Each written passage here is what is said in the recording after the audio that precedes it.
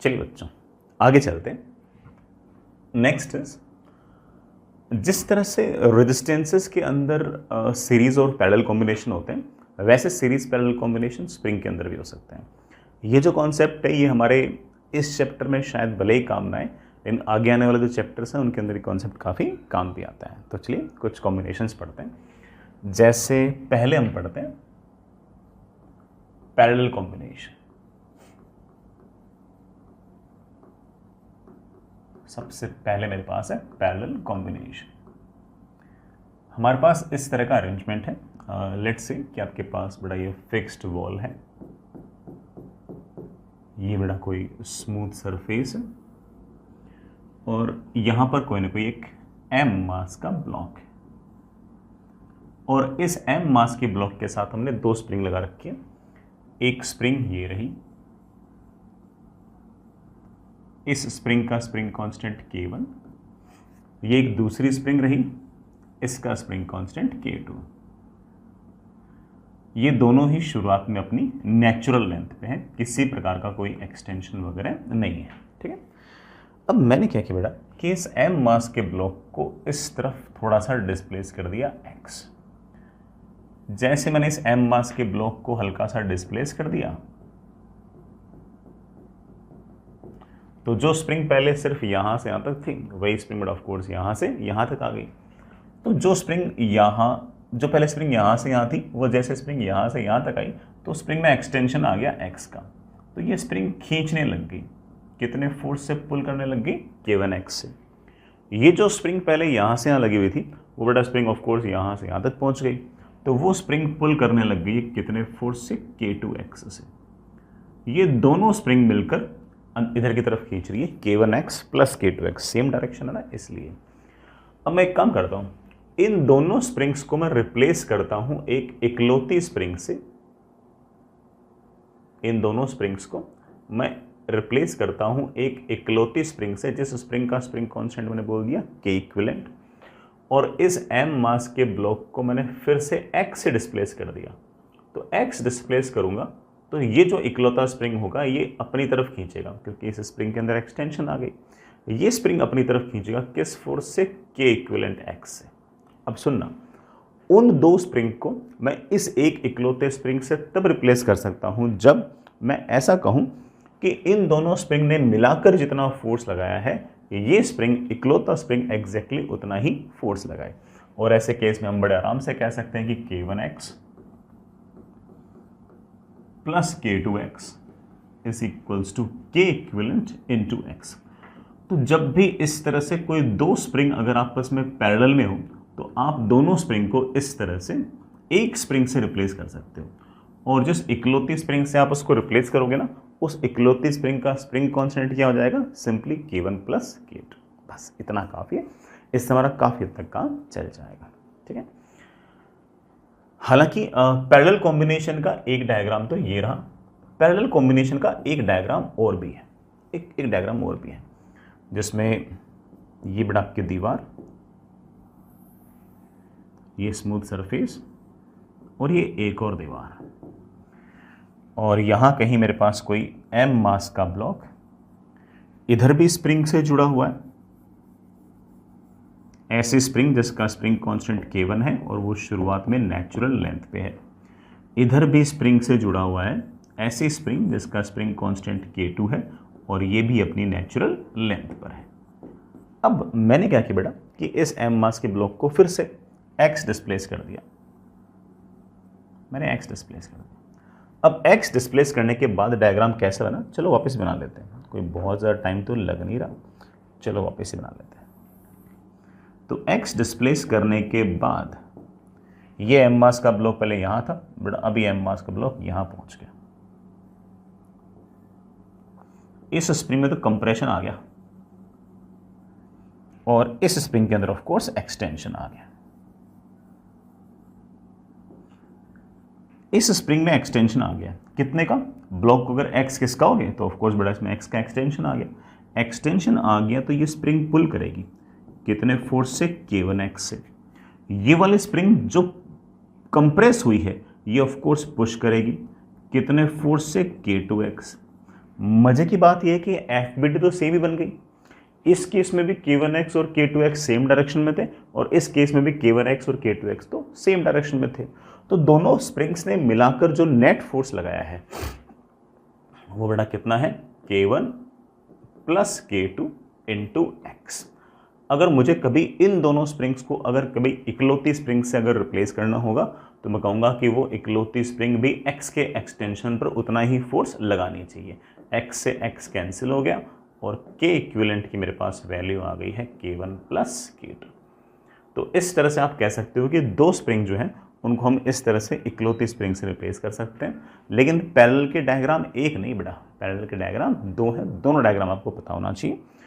इस तरह से अगर स्प्रिंग्स अगर जुड़ी होंगी तब भी पैरेलल होंगी और इस तरह से अगर स्प्रिंग जुड़ी होंगी तब भी वो पैरेलल ही होंगी। तो ये डायग्राम याद करने आपका काम चल जाएगा।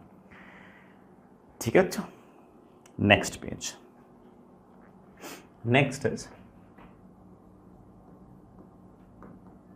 Series combination. दो या दो से ज्यादा स्प्रिंग्स आपस में सीरीज में तब होंगी, सुनना इस बात को, जब वो एंड टू एंड जुड़ी होंगी। एंड टू एंड मतलब एक स्प्रिंग खत्म दूसरी शुरू, दूसरी खत्म तीसरी शुरू, ऐसे लाइन में जुड़ी होंगी। ठीक है, ये दोनों स्प्रिंग एंड टू एंड नहीं जुड़ी हुई है, बीच में ब्लॉक था, तो इसलिए ये सीरीज में नहीं है, ये तो पैरेलल में है। सीरीज में जुड़ी होंगी तो एंड टू एंड जुड़ी होंगी। सीरीज कॉम्बिनेशन की दो कंडीशंस हैं। पहली, जो स्प्रिंग्स हैं,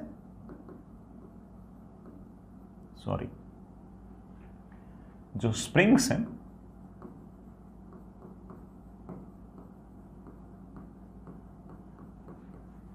must be connected end to end, सिर्फ और सिर्फ एंड टू एंड जुड़ो, इससे हमारा काम चल जाएगा। दूसरा, एक कंडीशन और है, वो ये है कि उन स्प्रिंग्स के अंदर टेंशन सेम होनी चाहिए। उन स्प्रिंग्स के अंदर टेंशन सेम होनी चाहिए। Tensions in springs should be same. ठीक है, चलो बच्चों मैं डायग्राम बना के आपको दिखाता हूं कि क्या क्या आपकी कहानी है। जैसे बेटा मान लीजिए कि आपके पास ये कोई फिक्स्ड दीवार, ये आपके पास कोई ना कोई हॉरिजॉन्टल सरफेस और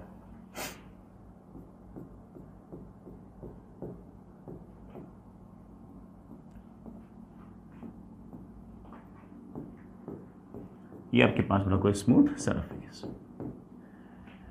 ये एक स्प्रिंग है, आइडियल स्प्रिंग, मासलेस स्प्रिंग, जिसका स्प्रिंग कांस्टेंट है K1। ठीक है, ये जो पॉइंट है मैं इसको एक बार के लिए P पॉइंट बोलता हूं। यहीं पर दूसरी स्प्रिंग मैंने ऐसे जोड़ रखी है।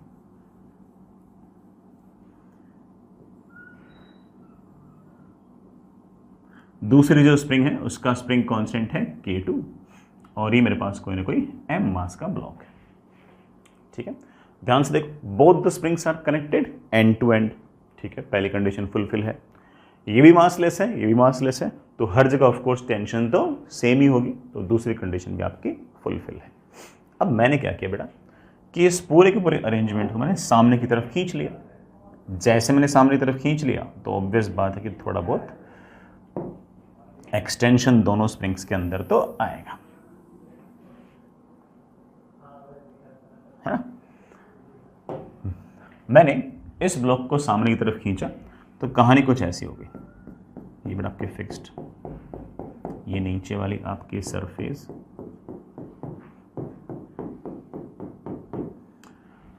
अब मैंने क्या किया, जैसे इस m मास के ब्लॉक को पुल किया, ये स्प्रिंग, तो इसके अंदर भी एक्सटेंशन आया। जो पहले पॉइंट P था बेटा वो पॉइंट P यहां पहुंच गया। मतलब कहने का मतलब मेरा ये है कि पहले पॉइंट P यहां था, अब आपका पॉइंट P यहां कहीं पहुंच गया।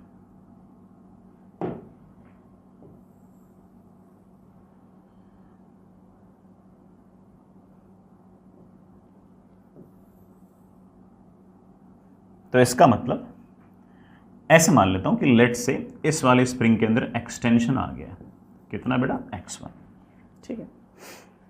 अब दूसरे वाले स्प्रिंग को देखो, जो दूसरे वाले स्प्रिंग है वो उसमें भी कोई ना कोई एक्सटेंशन आया होगा, और ये रहा आपका m मास का ब्लॉक। दूसरे वाले स्प्रिंग के अंदर मैंने ऐसा मान लिया कि सेकंड स्प्रिंग के अंदर मैंने ऐसा मान लिया कि जो एक्सटेंशन है वो x2 है। अब सुनना बेटा इस बात को, ये जो पॉइंट P है ये x1 आगे खिसक चुका है, ये x1 आगे खिसक चुका है, और इस स्प्रिंग के अंदर x2 का एक्सटेंशन और आ गया है। तो मुझे ऐसा लगता है कि हमारा ये जो ब्लॉक है ये सामने की तरफ कितना मूव किया है, तो आप बड़े आराम से बोलोगे सर ये सामने की तरफ मूव किया है x1 प्लस x2। समझ गए इस बात को? x1 एक्सटेंशन इसमें आया, x2 एक्सटेंशन इसमें आया, तो m मास का ब्लॉक सामने कितना जाएगा x1 प्लस x2। जैसे मान लो कि दो स्प्रिंग जुड़ी हुई है, ये वाला एंड फिक्स है, पहले वाले स्प्रिंग के अंदर एक्सटेंशन 1 सेंटीमीटर का आया, दूसरे वाले स्प्रिंग में अगर एक्सटेंशन 2 सेंटीमीटर का आया, तो ऑब्वियस बात है कि आगे वाला ब्लॉक तो कितना आगे चला जाएगा, 1 सेंटीमीटर प्लस 2 सेंटीमीटर, 3 सेंटीमीटर आपका आगे चला जाएगा। ठीक है, अब कहानी सुनना बेटा, इस ब्लॉक को ये जो स्प्रिंग 2 है ये अपनी तरफ खींचेगी क्योंकि उसमें एक्सटेंशन है, और जिस फोर्स से खींचेगी that is tension, and that tension must be इस स्प्रिंग का spring constant K2 multiplied by इसमें कितना एक्सटेंशन है दैट इज x2। ऑब्वियस बात, जो टेंशन यहां है वही टेंशन यहां है, वही टेंशन यहां है, और ऑफ कोर्स वही टेंशन यहां है। तो हम कह सकते हैं कि यहां पर जो टेंशन है वो वही है, वहां पर T लिखा है तो यहां पर भी T लिख सकता हूं, this is K1x1, this is K1x1। हर जगह टेंशन सेम है, बस उस टेंशन की वैल्यू K2x2, वही टेंशन की वैल्यू K1x1 है। ठीक है, मैं चाहता हूं कि इन दोनों की दोनों स्प्रिंग को मैं एक इकलौती स्प्रिंग से रिप्लेस कर दूं, एक सिंगल स्प्रिंग से रिप्लेस कर दूं, और उस सिंगल स्प्रिंग का जो स्प्रिंग कांस्टेंट है वो मैं रख दूं K इक्विवेलेंट, और इस ब्लॉक को फिर से डिस्प्लेस कर दूं x1 प्लस x2, क्योंकि उस केस में तो बड़ा ब्लॉक कितना डिस्प्लेस होता है x1 प्लस x2। तो x1 प्लस x2 डिस्प्लेस करने के बाद ये इकलौती स्प्रिंग भी उतना ही फोर्स लगाए जितना इन स्प्रिंग्स ने लगाया है। इन स्प्रिंग्स ने कितने फोर्स से खींचा है, T से, ये इकलौती स्प्रिंग भी कितने से खींचेगी, K equivalent into x1 plus x2। बन गया बेटा अपना काम तो, और बहुत प्यार से बन गया अपना काम तो। जो टेंशन यहां है टेंशन इज K1x1, वही टेंशन वहां है दैट इज K2x2। सॉरी मैंने उल्टा बोल दिया, जो टेंशन यहां पर है K2x2 वही टेंशन वहां पर है K1x1, और वही टेंशन इस इकलौती स्प्रिंग लगाई है, तो that T is equals to K equivalent into x1 plus x2। देखो बेटा, K इक्विवेलेंट तो ठीक है, मुझे निकालना है, ये जो x1 लिखा हुआ है ना इसके जगह लिख दो T अपॉन K1, ये जो x2 लिखा हुआ है ना इसके जगह लिख दो T अपॉन K2। ये T बेटा आपका गायब हो गया, और आपके पास बहुत ही प्यारा सा फॉर्मूला बन गया। क्या फॉर्मूला बन गया बेटा, T से T कैंसिल, मेरे पास फॉर्मूला बन गया T से T कैंसिल, K इक्विवेलेंट को नीचे लेके आऊं तो 1 upon K equivalent is equals to 1 upon K1 plus 1 upon K2। जब भी इस तरह से स्प्रिंग्स आपस में सीरीज में होंगी तो आप इस तरह से 2 या 3 स्प्रिंग को एक इकलौती स्प्रिंग से रिप्लेस कर सकते हो। जिस इकलौती स्प्रिंग से आप उसको रिप्लेस करोगे उस स्प्रिंग का स्प्रिंग कांस्टेंट हम K इक्विवेलेंट कहेंगे, और वो किस फॉर्मूले से आएगा, 1 upon K1 plus 1 upon K2 is equals to 1 upon K equivalent. Formula काफ़ी हद तक देखा सा लग रहा है, आप लोगों ने बेटा शायद 10th क्लास वगैरह में कभी ना कभी पढ़ा होगा। सीरीज पैरेलल कॉम्बिनेशन रेजिस्टेंस के पढ़ोगे, तो रेजिस्टेंस के अंदर जो पैरेलल कॉम्बिनेशन का फॉर्मूला आया था वो यहाँ पर किसका आया है, सीरीज का, और वहाँ पर जो फॉर्मूला आया था सीरीज का वही बड़ा फॉर्मूला यहाँ पर आया है पैरेलल का। तो इस तरह की चीज़ हम बड़े आराम से सोच सकते हैं। ठीक, आई होप समझ में आई गई होगी, कोई बहुत ऐसे हाई फाई बात तो थी भी नहीं। चलिए बच्चों, हमने बहुत ही अच्छे से बड़ा डेरिवेशन देखी है, और डेरिवेशन तो सिर्फ हमारी समझ के लिए थी, बाकी फॉर्मूला हमारा बढ़िया है, उससे काम चल जाएगा। आगे चलते हैं। एक छोटी सी बात है ना, मेरे को प्रूव करनी है, एक छोटी सी बात मुझे प्रूव करनी है। सुनना, एक स्प्रिंग है,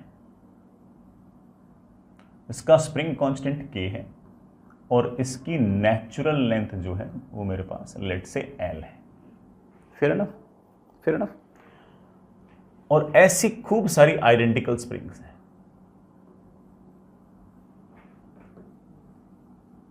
ऐसी खूब सारी आइडेंटिकल स्प्रिंग्स हैं। आइडेंटिकल है मतलब सबके लेंथ सेम है, सब सेम मेटेरियल की बनी हुई है, सबका स्प्रिंग कांस्टेंट भी सेम है, सारे के सारी आइडेंटिकल,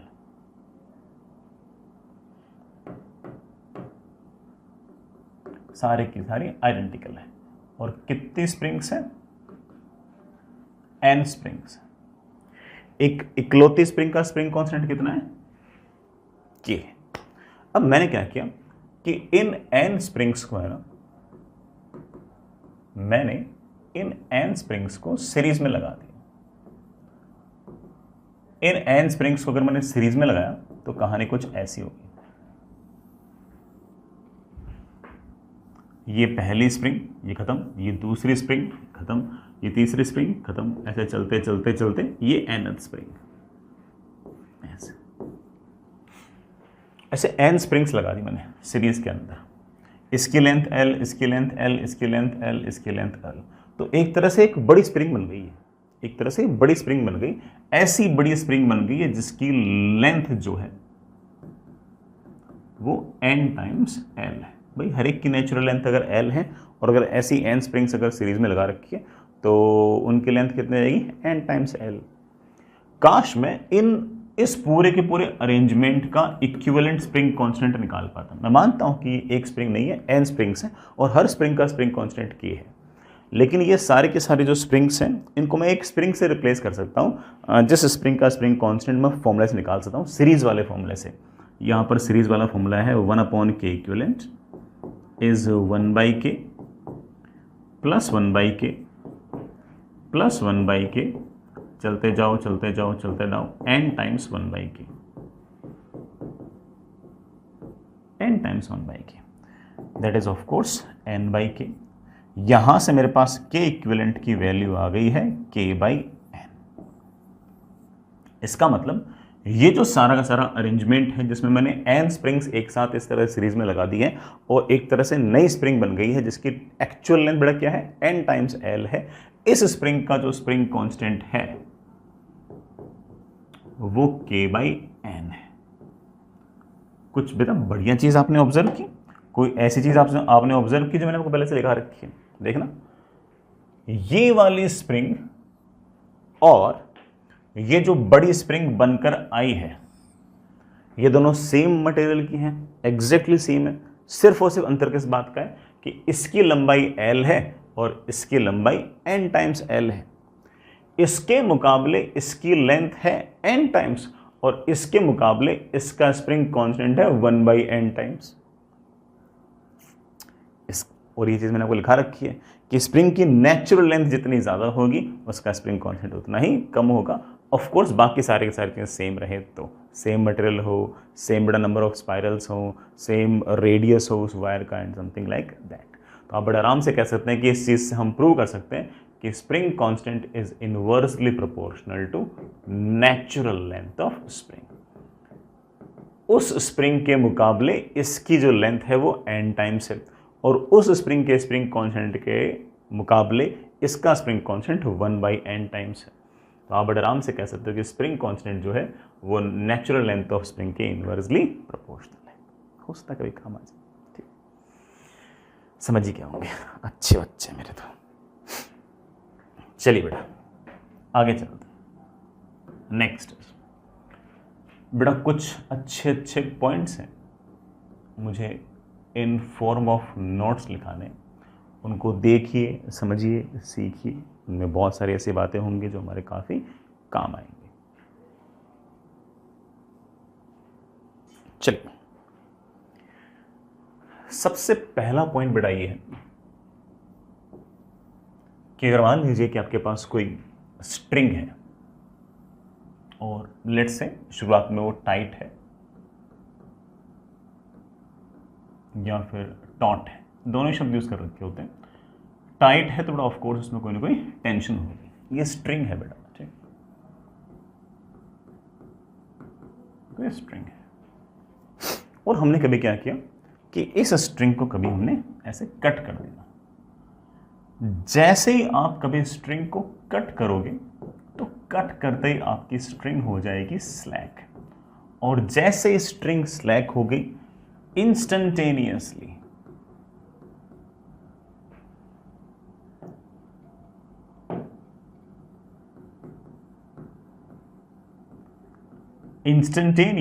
उसकी जो टेंशन है बेटा वो जीरो हो जाएगी। स्लैक हो गया तो ऑफकोर्स बेटा टेंशन तो जीरो होनी थी, तो इंस्टेंटेनियसली उसकी टेंशन जीरो हो जाएगी, isn't it? अच्छा, यही बात बेटा स्प्रिंग के साथ है। अगर मान लीजिए बेटा आपके पास कोई लेट से स्प्रिंग है, ये बेटा कोई फिक्स्ड दीवार, ये स्प्रिंग, और स्प्रिंग के साथ मैंने कोई एम मास का ब्लॉक लगा दिया ऐसे वर्टिकल प्लेन में, तो ऑब्वियस बात है कि एम मास का ऐसे वर्टिकल प्लेन में अगर ब्लॉक लगा दूंगा तो ब्लॉक नीचे आएगा, तो स्प्रिंग में कोई ना कोई एक्सटेंशन आ जाएगी, और स्प्रिंग में अगर कोई ना कोई एक्सटेंशन आ जाएगी तो स्प्रिंग में कोई ना कोई टेंशन भी आ जाएगी, बड़ा कोई ना कोई टेंशन भी आ ही जाएगी। हालांकि हम जानते हैं कि जो टेंशन होगी ये mg होगी, है ना, हमें पहले से आइडिया है अगर ये ब्लॉक इक्विलिब्रियम पे है तो। अब मैंने क्या किया, मैंने वापस से ना इस स्प्रिंग को कट कर दिया, मैंने स्प्रिंग को कर दिया कट, मैंने स्प्रिंग को कट कर दिया। कट करते ही कहानी क्या होगी सुनना, कट करते ही कहानी ये होगी कि ऊपर तो बड़ा ठीक है ना, आपके पास छत है, ये रही आपकी स्प्रिंग, और स्प्रिंग को जैसे ही कट किया तो ये वाला जो हिस्सा है मैं इसको ऐसे एक बार के लिए P बोल दूं, ये बड़ा मान लो पॉइंट है P, मैं P बोल दिया। अब हमारे पास तो मासलेस स्प्रिंग है, मासलेस स्प्रिंग है तो ऑब्वियस बात है कि इस पॉइंट का जो इनर्शिया है वो तो बड़ा ऑब्वियस बात है कि जीरो है, मास तो बड़ा इसके पास है ही नहीं, लेकिन स्प्रिंग के अंदर कोई ना कोई एक्सटेंशन तो था, एक्सटेंशन तो था, एक्सटेंशन था तो कोई टेंशन थी, टेंशन थी तो वो टेंशन बड़ा चाहेगी कि इस पॉइंट को ऊपर की तरफ खींचना चाहेगी, और ऊपर की तरफ खींचना चाहेगी, इनर्शिया है नहीं। हम जानते हैं कि एक्सेलरेशन इज बेसिकली जो ये फोर्स वापस से उसको ऊपर की तरफ ले जाना चाह रहा है डिवाइड बाय मास, मास मतलब बेटा इस स्प्रिंग के इस हिस्से का मास, लेकिन वो बड़ा ऑब्वियस बात है कि ये जो पॉइंट है इसका मास तो ऑब्वियस बात है बड़ा बहुत कम है, तो मासलेस है, तो आपका जो एक्सेलरेशन आएगा वो टेंडिंग टुवर्ड इन्फिनिटी आएगा, और एक्सेलरेशन टेंडिंग टुवर्ड इन्फिनिटी आया, इस बात का मतलब ये हुआ कि with in fraction of second, या फिर दूसरे शब्दों में कहूँ तो इंस्टेंटेनियसली सटाक से आपका ये जो पॉइंट है ये ऊपर आ जाएगा, क्योंकि एक्सेलरेशन तो इन्फिनिट है, सटाक से वाला पॉइंट ऊपर आ जाएगा, और सटाक से आपकी जो स्प्रिंग है वो जो पहले शुरुआत में एक्सटेंशन थी वहां से इंस्टेंटेनियसली ये अपनी नेचुरल लेंथ पे आ जाएगी, और जैसे ये नेचुरल लेंथ पर आ जाएगी इसके अंदर बड़ा टेंशन वापस से क्या हो जाएगा, जीरो। आई होप बेटा आपको बात समझ में आ गई होगी। जैसे मैंने रस्सी को कट किया, रस्सी में तो बड़ा सॉरी रस्सी को नहीं, स्प्रिंग को मैंने जैसे कट किया तो स्प्रिंग के अंदर ऑफ कोर्स बड़ा कोई एक्सटेंशन था तो कोई टेंशन थी, लेकिन यहां पर तुमने कुछ बांध नहीं रखा, या फिर ऐसे मान लो कि जीरो मास बांध रखा है, मास जीरो है, टेंशन तुम कह रहे हो कि होनी चाहिए, तो ऐसे केस में ऑब्वियस बात है कि जीरो मास को बड़ा इन्फिनिट एक्सेलरेशन से खींचेगा और स्प्रिंग अपनी नेचुरल लेंथ पे आ जाएगी, जैसे स्प्रिंग नेचुरल लेंथ पे आ जाएगी टेंशन आपकी हो जाएगी जीरो। आपको जो बात याद रखनी है वो सिर्फ और सिर्फ याद करनी है कि रस्सी को जैसे ही कट करोगे उसमें टेंशन जीरो हो जाएगी, स्प्रिंग को जैसे ही कट करोगे, स्प्रिंग को जैसे ही कट करोगे स्प्रिंग के अंदर टेंशन जीरो हो जाएगी, स्प्रिंग को कट करते ही स्प्रिंग में टेंशन जीरो हो जाएगी इंस्टेंटेनियसली। बेटा कैसे, इंस्टेंटेनियसली। और ये इंस्टेंटेनियसली कैसे हुआ बेटा, कारण तो तुम्हें आइडिया लग गया होगा, क्योंकि आपका जो एक्सेलरेशन था वो तो इन्फिनिट आया है, तो विद इन नो टाइम आपकी स्प्रिंग वापस से नेचुरल लेंथ पे आ जाएगी एंड इंस्टेंटेनियसली आपकी टेंशन जीरो हो जाएगी। कुल मिलाकर जो पॉइंट मैं लिखना चाह रहा हूं वो इस तरह से है कि if we cut a spring और string comma tension in them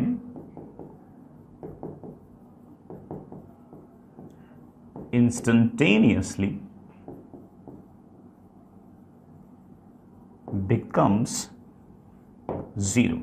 instantaneously उनके अंदर टेंशन जीरो हो जाएगी। चाहे आप स्प्रिंग को कट करें, चाहे आप स्ट्रिंग को कट करें, जिसको भी आप कट करोगे उसमें टेंशन अचानक से जीरो हो जाएगी। ठीक है, बहुत ही ऑब्वियस बात थी, है ना। मैंने थोड़ा टाइम ज़्यादा लगा दिया। अब बेटा थोड़ी सी बात मैं और आगे बढ़ाता हूं। तीसरा पॉइंट, नोट का तीसरा पॉइंट सुनिए। ये मेरे पास एक फिक्स्ड सीलिंग, ये मेरे पास बेटा एक स्प्रिंग, ये मेरे पास कोई ना कोई m मास का ब्लॉक, ये मेरे पास कोई स्ट्रिंग और ये एक m मास का ब्लॉक। ठीक है, सारा का सारा सिस्टम इक्विलिब्रियम पे है। मैं इस पर सवाल भी कराऊंगा, पहले मैं एक बार सिर्फ और सिर्फ सिचुएशन समझा रहा हूं। ये भी इक्विलिब्रियम पे है और ये भी इक्विलिब्रियम पे है। इस पर बड़ा नीचे की तरफ तो mg लगेगा, तो इस रस्सी में कोई ना कोई टेंशन आएगी T1। अगर ये इक्विलिब्रियम पे है तो T1 should be equal to mg। रस्सी में अगर यहाँ टेंशन T1 तो बेटा यहाँ भी टेंशन T1, मैं तो आइडियल मान के चल रहा हूँ। और इस पर बड़ा खुद का mg भी लगेगा। अगर ये इक्विलिब्रियम पे है तो ऑब्वियस बात है कि स्प्रिंग ऊपर की तरफ खींच रही है और उसमें कोई ना कोई टेंशन होगी T2, that will be of course kx। x बड़ा ऑफ कोर्स इस स्प्रिंग के अंदर कोई ना कोई एक्सटेंशन रहा होगा, वो है, और उसकी value should be equal to नीचे 2mg, तो ये भी आपका 2mg। अब मैंने क्या किया कि इस रस्सी को कट कर दिया। मैंने इस रस्सी को कट कर दिया। कट करते ही अब कहानी कब की डिस्कस कर रहे हैं? जस्ट कट करने के बाद। कहानी कब की डिस्कस कर रहे हैं? जस्ट कट करने के बाद। Just after cutting string. String को जस्ट कट करते ही, स्ट्रिंग को कट करोगे तो स्ट्रिंग में तो टेंशन जीरो हो जाएगी, तो ऑफ कोर्स ये जो आपका T1 है ये तो खड़ाक से जीरो हो जाएगा, ये तो खड़ाक से जीरो हो जाएगा। बात करते हैं किसकी? स्प्रिंग की। स्प्रिंग की बात करते हैं। कांटा किसको है? स्ट्रिंग को। स्ट्रिंग को काटते ही उसमें टेंशन क्या हो गई? जीरो। अब बात किसकी कर रहे हैं? स्प्रिंग की। अभी करते हैं। ये बड़ा आपकी छत, ये आपकी स्प्रिंग, इसमें कोई ना कोई एक्सटेंशन है। m मास का ब्लॉक हमने इससे बांध रखा है। एक्सटेंशन बड़ा कुछ ना कुछ x है और इस kx की जो वैल्यू है वही बड़ा ऑफ कोर्स आपका T2 है और इसकी वैल्यू बड़ा कितनी है? 2mg। यहाँ तक कहानी ठीक है बेटा। इस m मास के ब्लॉक पर खुद का mg तो लग ही रहा था और नीचे जो रस्सी है बेटा वो तो स्लैक हो गई है, तो T1 तो आपका जीरो हो गया। अब जरा ध्यान से देखो बेटा, ऊपर वाला फोर्स बड़ा है, नीचे वाला फोर्स छोटा है, तो ये m मास का ब्लॉक अब ऊपर जाएगा, ऑब्वियस बात है। मैं बात कर रहा हूं कि जस्ट कट करने के बाद रस्सी को जस्ट कट करने के बाद स्प्रिंग में टेंशन कितनी होगी। स्प्रिंग को काटा होता तो अचानक से टेंशन जीरो हो जाती, लेकिन काटा किसको है? स्ट्रिंग को, और पूछ किसका रहे हो? स्प्रिंग का। तो इस स्प्रिंग की जो टेंशन होगी जस्ट कट करने के बाद ये अनचेंज्ड रहेगी। अगर ये पहले 2mg थी तो अब भी 2mg ही रहेगी। हमेशा की बात नहीं कर रहा हूं, कब की बात कर रहा हूं? जस्ट रस्सी को कट करने के बाद स्प्रिंग के अंदर टेंशन अचानक से चेंज नहीं होगी, वो पहले भी 2mg थी और बाद में 2mg रहेगी। और कारण मेरे ख्याल से मेरे बच्चों ने शायद सोच भी लिया होगा। देखो, इस स्प्रिंग के अंदर टेंशन कौन डिटरमाइन कर रहा है? स्प्रिंग के अंदर टेंशन डिटरमाइन कर रहा है एक्सटेंशन, कि इस स्प्रिंग के अंदर कितना एक्सटेंशन है। और अगर मैं नीचे रस्सी को काट भी दूंगा तो ये एक्सटेंशन अचानक से तो चेंज होने वाला है नहीं। हाँ, मैं मानता हूं कि इस m मास के ब्लॉक पर ऊपर की तरफ 2mg फोर्स लग रहा है और नीचे की तरफ mg फोर्स लग रहा है। नेट फोर्स है ऊपर, तो इसका एक्सेलरेशन आएगा ऊपर, I know it very well. लेकिन इसको ऊपर जाने में समय लगेगा क्योंकि इसके पास तो मास है, इसके पास तो इनर्शिया है और इसको ऊपर जाने में समय लगेगा। और मैंने आपको कुछ समय बाद थोड़ी पूछा है, मैंने तो आपसे सिर्फ ये पूछा है कि इस रस्सी को कट करने के जस्ट बाद इस स्प्रिंग के अंदर टेंशन क्या होगी। जस्ट कट करने के बाद तो स्प्रिंग की जितनी लेंथ पहले थी उतनी लेंथ बाद में है, जितना एक्सटेंशन स्प्रिंग में पहले था उतना एक्सटेंशन बाद में है, और जितना एक्सटेंशन पहले था उतना एक्सटेंशन बाद में, तो जितनी टेंशन पहले थी उतनी टेंशन बाद में। आई होप सारे के सारी बात आपको समझ में आएगी। मेरे शब्दों का गलत अर्थ मत निकाल लेना। मैंने ये नहीं कहा कि स्प्रिंग का टेंशन कभी चेंज नहीं होगा, अरे थोड़ी देर में हो जाएगा। ये m मास का ब्लॉक जैसे ऊपर आएगा एक्सटेंशन घटेगा, एक्सटेंशन घटेगा तो इस स्प्रिंग के अंदर टेंशन भी घटेगी, लेकिन वो बात की बात है। पूछा कब है? जस्ट स्प्रिंग को कट करने के बाद। तो आपकी स्प्रिंग के अंदर टेंशन अचानक से चेंज नहीं होगी। तो लिखना चाहो तो इस बात को आप लिख सकते हो, just after cutting spring tension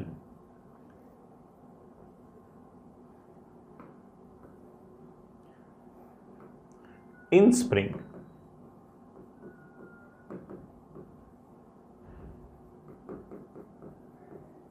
will not change instantaneously। मैंने ये नहीं कहा कि बेटा will not change, मैंने कहा will not change instantaneously।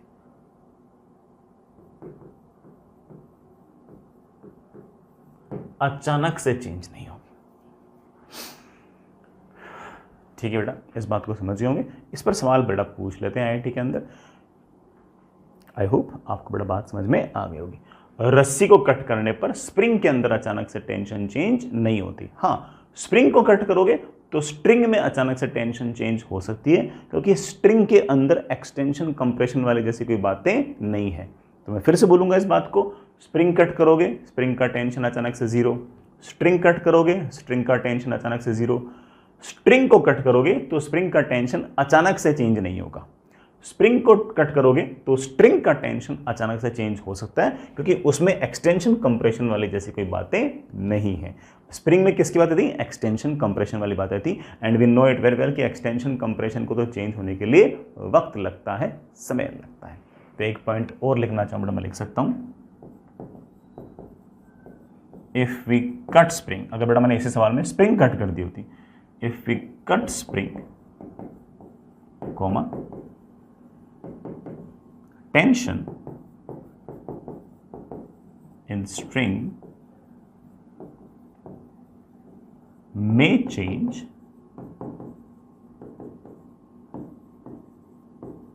instantaneously।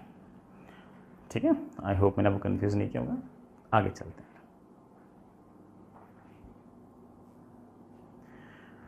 चलिए बच्चों, इस बात पे, इस कॉन्सेप्ट पे अपन कोई सवाल करते हैं। सिचुएशन बेटा ऐसी है कि वही डायग्राम, सेम डायग्राम, हमारे पास बेटा कोई फिक्स्ड वॉल है और इससे हमने कोई ना कोई पहले तो स्प्रिंग बांध रखी है ऐसे, इसके साथ मैंने कोई m मास का ब्लॉक बांध रखा है और इसके साथ मैंने ऐसे कोई स्ट्रिंग बांध रखी है। आइडियल कंडीशंस है,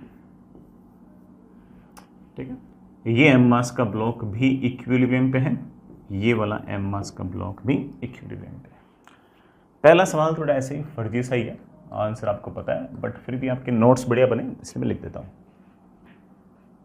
फाइंड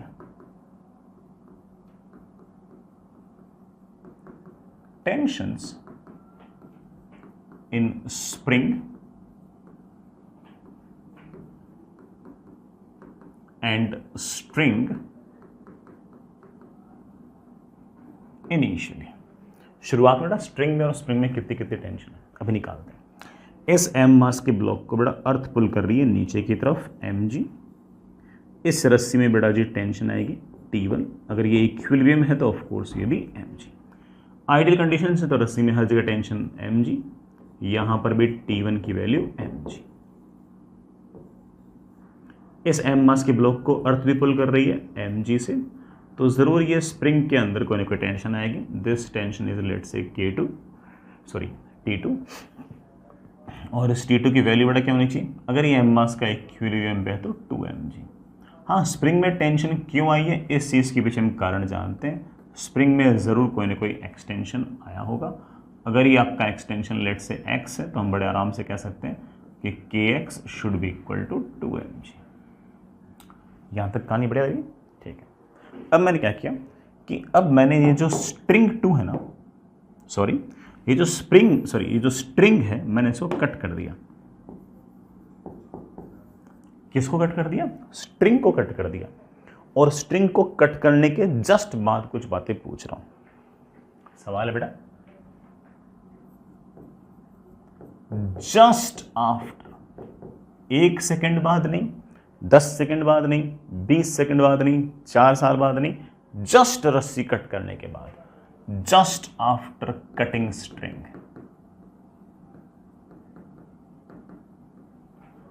फाइंड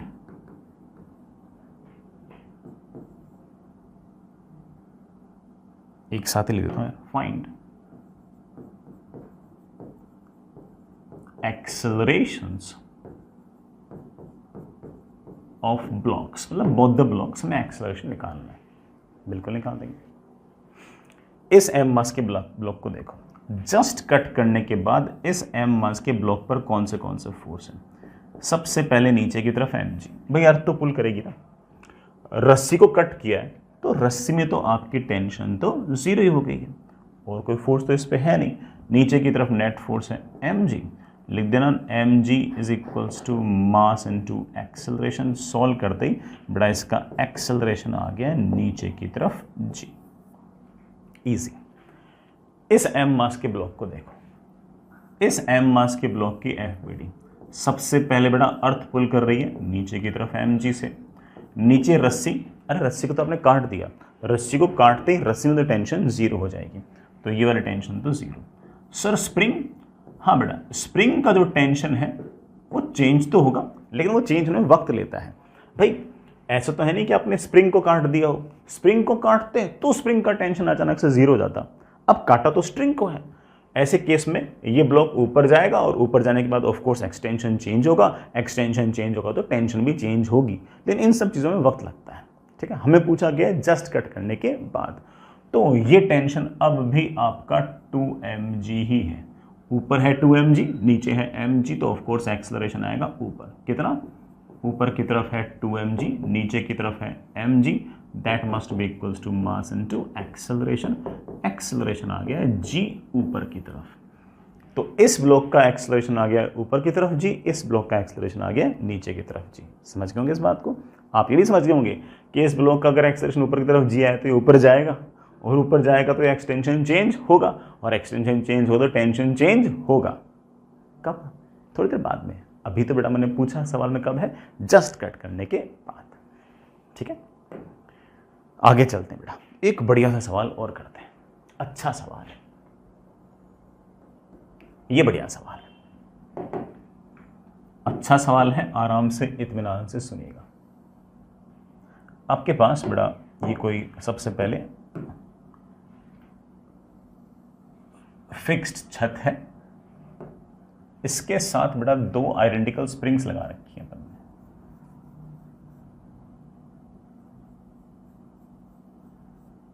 ने। ऐसे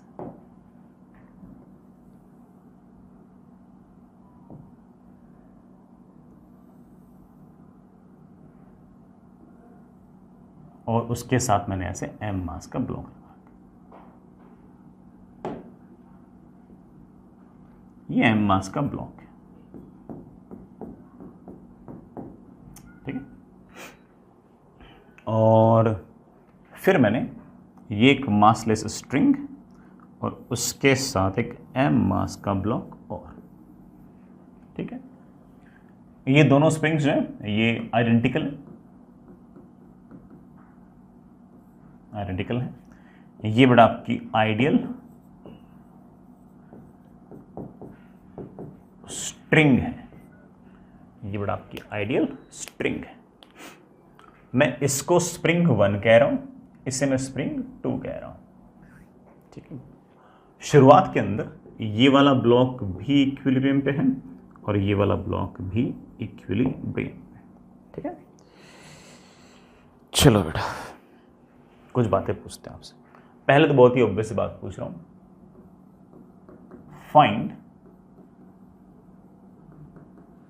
टेंशन इन स्ट्रिंग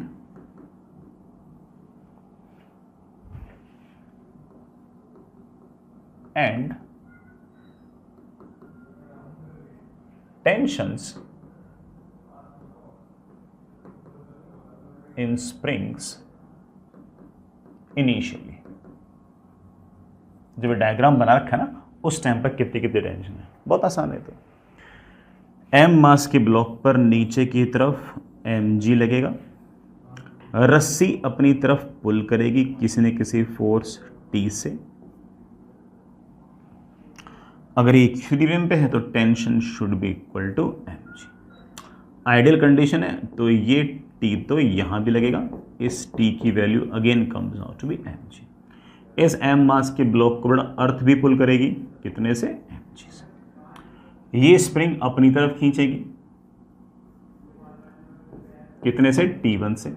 ये स्प्रिंग अपनी तरफ खींचेगी, कितने से, T2 से। आइडियल कंडीशन है तो मैं ऐसा मान के चल सकते हैं कि T1 और T2 बराबर ही है शुरुआत के अंदर, ठीक है। ऑफ कोर्स स्प्रिंग्स के अंदर कुछ ना कुछ एक्सटेंशन बढ़ा रहा होगा।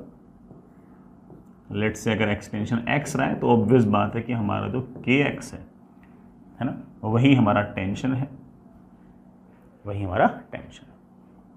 ये जो kx है यही हमारा T1 है और यही हमारा T2 है, ऑब्वियस सी बात है। अच्छा मैं तो मुद्दे पे आता हूँ। इस m मास के ब्लॉक को अगर देखें तो T1 ऊपर, T2 ऊपर, mg नीचे, mg नीचे, T1 और T2 बराबर है। मैं कह सकता हूं कि T1 plus T2 is mg plus mg। T1 T2 बराबर है ऐसा हम मान रहे हैं, तो T1 और T2 दोनों की ही वैल्यू mg के बराबर आ गई है। कोई दिक्कत तो नहीं है। mg और mg कितना हो गया, 2mg हो गया। और ऑफ कोर्स ये सारा अरेंजमेंट में 2mg लगी रहनी चाहिए। सारी कहानी बढ़िया है। अब हमने क्या किया, वी कट स्प्रिंग 2। हमने स्प्रिंग 2 को कट कर दिया। जिस भी स्प्रिंग को आप कट करोगे ना बेटा, जिस भी स्प्रिंग को आप कट करोगे उस स्प्रिंग का ऑफ कोर्स टेंशन अचानक से जीरो हो जाएगा, उसका टेंशन अचानक से जीरो हो जाएगा। तो T2 जो है वो अचानक से ऑफ कोर्स जीरो हो जाएगा। अब मेरा सवाल ये, just after cutting spring 2, find tension in spring 1 and string. Also find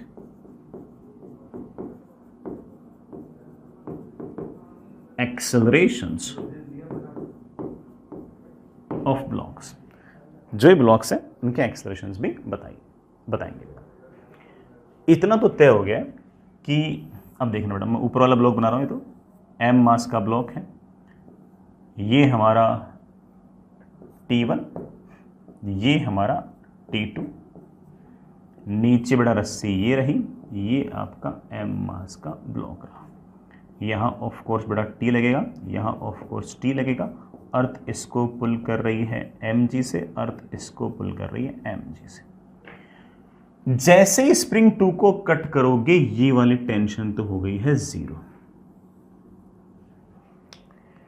spring 1 की बात करूं, इस स्प्रिंग को कट करोगे तो इस स्प्रिंग में तो टेंशन अचानक से चेंज होने से रही। भाई इस स्प्रिंग में टेंशन तो डिपेंड कर रही है इस एक्सटेंशन पे।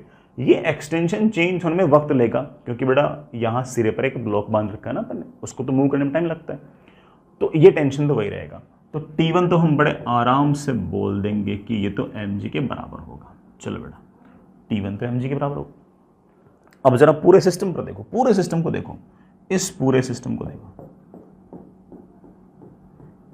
मैं आपको सिस्टम पर न्यूटन्स लॉज ऑफ मोशन लगाना सिखा चुका हूँ।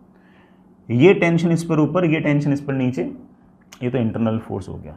इस पूरे सिस्टम पर अगर मैं देखूं तो ऊपर की तरफ सिर्फ mg लग रहा है, ये तो 0 हो गया, और नीचे की तरफ mg और mg कितना लग रहा है 2mg। अब तक क्या था कि ये mg और ये mg कितना हो गया था 2mg, वो किसको बैलेंस कर रहे थे, इस mg और mg 2mg को बैलेंस कर रहे थे, तो एक इक्विलिब्रियम था। अब क्या होगा कि ऊपर की तरफ इस वाले स्प्रिंग के अंदर तो टेंशन अब भी mg है, लेकिन इसमें टेंशन 0 हो गई है, तो ऑफ कोर्स ऊपर की तरफ लगने वाला फोर्स घट गया है, और ऊपर की तरफ फोर्स लगने वाला घट गया है तो ऑब्वियस बात है सिस्टम के पास नीचे की तरफ एक्सेलरेशन आ गया है। और स्ट्रिंग कांस्टेंट हमें ये कहता है कि अगर इसका एक्सेलरेशन नीचे की तरफ a, रस्सी अगर टाइट है तो इसका एक्सेलरेशन भी a। और मैं पूरे सिस्टम पर न्यूटन्स लॉज ऑफ मोशन लगा के बोल सकता हूं कि नीचे की तरफ फोर्स लग रहा है 2mg। कौन सा बेटा, mg mg 2mg। सर ये t क्यों नहीं लिख रहे बेटा, t तो इंटरनल फोर्स है, माइनस ऊपर की तरफ लगने वाला फोर्स है mg, should be equal to पूरे सिस्टम का मास। पूरे सिस्टम का मास कितना है 2m इंटू एक्सेलरेशन। सॉल्व करते बेटा मेरे पास एक्सेलरेशन की वैल्यू आ गई है, बेटा कितनी आ गई है g/2। दोनों ब्लॉक्स का एक्सेलरेशन आएगा नीचे की तरफ g/2। सर आपने मुझसे ना इसमें टेंशन पूछी, मैंने बता दी, इसको तो कट किया तो इसकी टेंशन तो 0। सर रस्सी में भी टेंशन निकाल सकता हूँ क्या, बिल्कुल निकाल सकते हो। रस्सी में टेंशन निकालने के लिए या तो इसकी FBD बना दो या इसकी बना दो, चलो इसकी बनाता हूँ। इस m मास के ब्लॉक को अगर मैं देखूँ तो ऊपर की तरफ तो t है, नीचे की तरफ mg है, और एक्सेलरेशन तुम कह रहे हो कि सर इसका नीचे की तरफ g/2 है। तो क्या न्यूटन्स लॉज ऑफ मोशन आएगा बेटा, न्यूटन्स लॉज ऑफ मोशन आएगा mg minus t is equals to m into g/2। Solve करते ही मेरे पास टेंशन की वैल्यू आ गई है mg/2। तो जैसे आपने एक स्प्रिंग को कट किया, स्प्रिंग को कट करते ही टेंशन्स आपकी ये होंगी, एक्सेलरेशन आपके ये होंगे, हमेशा नहीं, जस्ट कट करने के बाद की बात है। कोई कह दे कि सर मैं सिस्टम पर न्यूटन्स लॉज ऑफ मोशन लगाने की मूड में नहीं हूँ, सर मैं इस पर अलग न्यूटन्स लॉज ऑफ मोशन लगा दूँ, इस पर अलग लगा दूँ, मेरा काम चल जाएगा। अरे भाई क्यों नहीं चल जाएगा, पक्का चल जाएगा। जैसे आपका मन हो तो आप ऐसे कह सकते हो कि देखो सर इस पर नीचे की तरफ mg है, नीचे की तरफ t है, और ऊपर की तरफ mg है, तो माइनस कर दो। That must be equals to mass into acceleration. mg mg cancel, t is equals to ma आ गया। डायरेक्ट ही बोल सकता कि ये वाला mg और ये वाला mg तो कैंसिल, नीचे की तरफ t is equals to mass into acceleration. इस ब्लॉक को देखो तो इस पर mg नीचे है, t ऊपर है, तो नीचे की तरफ नेट फोर्स कितना आ गया mg minus t। This net force should be equal to mass into इसका नीचे की तरफ एक्सेलरेशन। नीचे की तरफ acceleration is a। Two equations, two variables, दोनों इक्वेशंस को ऐड करोगे तो a की वैल्यू g/2 आ जाएगी, उस a को अगर यहाँ पर पुट करोगे तो टेंशन की वैल्यू mg/2 आ जाएगी। वही आंसर्स आ गए जो हम पहले से निकाल कर बैठे हैं। ठीक है बच्चों, आगे चलते हैं।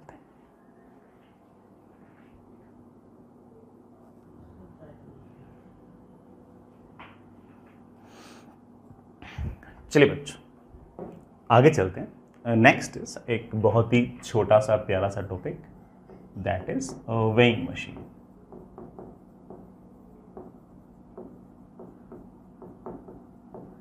बड़ा सब बच्चों ने वेइंग मशीन देखी भी होगी और मोस्टली बच्चों के शायद घर में पड़ी भी होगी। वेइंग मशीन का जो मेजर काम है वो बड़ा ऑफ कोर्स है ना, वेट मेजर करना है, नाम से आइडिया लग रहा है। लेकिन फिजिक्स के अगर सेंस में अगर कहें, प्रैक्टिकल सेंस में कहें तो of course it is used to measure weight और मास। अगर हम किसी वेइंग मशीन के ऊपर खड़े होते हैं तो हम बता देता है कि हमारा मास जो है वो 72 kg है। वेट तो बड़ा ऑफ कोर्स 720 न्यूटन, सॉरी मैंने कितना बताया 70 kg है, तो 700 न्यूटन हुआ वेट। तो मास जो होगा वो ऑफ कोर्स 70 kg वो आपको दिखाता है। ठीक, तो वेइंग मशीन इन जनरल अगर हम बात करें तो आम बोलचाल की भाषा में तो सिर्फ और सिर्फ ये मास मेजर करने के या फिर वेट मेजर करने का ही काम करती है। फिजिक्स के सेंस में अगर कहें तो मैं ऐसा कहूँगा कि it will measure the normal reaction, कि उस वेइंग मशीन का जो ऊपर वाली सरफेस है उस पर आपने कितना नॉर्मल फोर्स लगाया है उसको मेजर करती है। वो अलग बात है कि इन जनरल जो नॉर्मल फोर्स है वो mg के बराबर होता है, तो हम कहते हैं कि वो mg को मेजर करती है। g वैसे पता ही होता है तो हम कहते हैं कि वो m को मेजर कर देती है। तो वो ठीक है, इतना बुरा, इतना गलत नहीं है। कोई कह देगा सर ये वेट मेजर करती है, तो गलत नहीं है, लेकिन फिजिक्स के सेंस में हम ये कहेंगे कि ये नॉर्मल को मेजर करती है। नॉर्मल mg के बराबर हो भी सकता है, नहीं भी हो सकता, इन जनरल mg के बराबर होता ही है, एज वी नो इट। तो weighing machine in general sense we can say that कि it measures weight, weight माने mg और मास। या तो बड़ा ये वेट मेजर करेगा या मास मेजर करेगा, अक्सर तो मास की रीडिंग दिखाता है। और अगर हम फिजिक्स के सेंस में बात करें,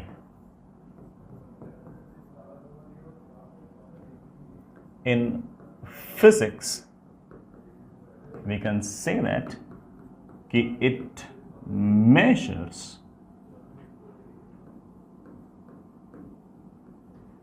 normal force applied on its top surface। इसकी ऊपर वाली सरफेस पर कितना नॉर्मल फोर्स लग रहा है उसको मेजर करते हैं, ठीक है। जैसे मान लो मैं ऐसे कहूँ कि मेरा मास जो है लेट से बड़ा 70 kg है, ठीक है। अगर मैं सीधा सीधा उस वेइंग मशीन के ऊपर अगर ऐसे खड़ा हो जाऊँगा तो वो 70 kg दिखाएगा। लेकिन मान लो कि मैंने वेइंग मशीन तो नीचे रख दी और मैं बेड के ऊपर से जंप मार के वेइंग मशीन पे कूदा। जैसे मैं वेइंग मशीन पे कूदूंगा ना, तो जिस इंस्टेंट पे मैं कूदूंगा ना, उस टाइम पर वो वेट है ना, वो उस टाइम पर वो मास है ना, वो 70 kg नहीं दिखाएगा। उस टाइम हो सकता है कि वो 100 kg दिखा दे। अब वो 100 kg दिखा दे, इस बात का अर्थ ये है कि ज़रूर मैंने 100 × g मतलब 1000 न्यूटन का नॉर्मल फोर्स लगाया जिस टाइम पर मैं उस वेइंग मशीन के ऊपर कूदा, ठीक है। तो वेइंग मशीन क्या करेगी? नॉर्मल फोर्स मेजर करेगी। अक्सर वो mg के बराबर होता है। अगर हम सीधे सीधे ऐसे ऐसे खड़े हो जाएंगे तो ऑफकोर्स नॉर्मल तो mg के बराबर ही होगा, ठीक है।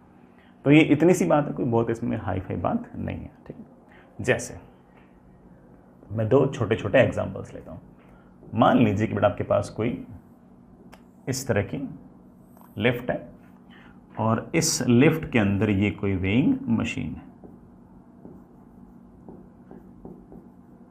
ये कोई वेइंग मशीन, इसके ऊपर कोई m मास का बालक है और ये जो वेइंग मशीन है ये ऊपर की तरफ लेट से किसी कांस्टेंट वेलोसिटी से मूव कर रही है। तो बताओ वेइंग मशीन की रीडिंग क्या होगी अगर इस बालक का मास m है? तो बहुत सिंपल है।